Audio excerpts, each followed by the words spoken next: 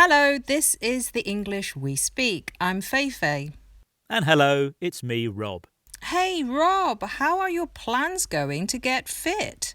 Oh, Fei, they are a disaster. Oh no, what's gone wrong? Well, I went for a 5-mile run last night, but I gave up after just 1 mile. I was exhausted. And then I went for a 10-mile bike ride, but only got to the end of the street. Oh, I give up. Getting fit is not fun. Don't give up, Rob. You need to take things one step at a time. You mean walk, don't run? Not exactly, just improve your fitness gradually in stages. When you do things one step at a time, you improve them gradually in stages, step by step.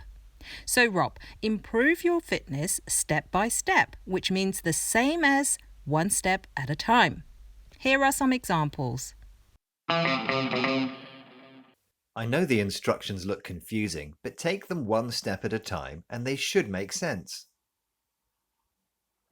If you want your cake making to be a success, you need to follow the instructions one step at a time. Don't panic. I've written a step-by-step guide on how to turn the heating on, so you should be fine.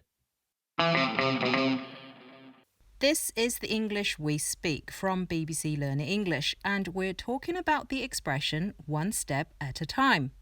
It means to improve something gradually, in stages, step by step. So, Rob, to get fit, you need a plan. Improve your fitness in stages. OK, so where do I begin? Well, don't run before you can walk. So do lots of walking and then a little bit of running. OK, and after that? The next stage is to run a bit further and then walk a little. Set yourself a goal, like from your couch to running a 5K. Oh, did you say couch? Great, I'm off. Where are you going?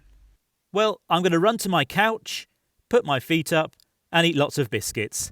Bye! Bye, Rob.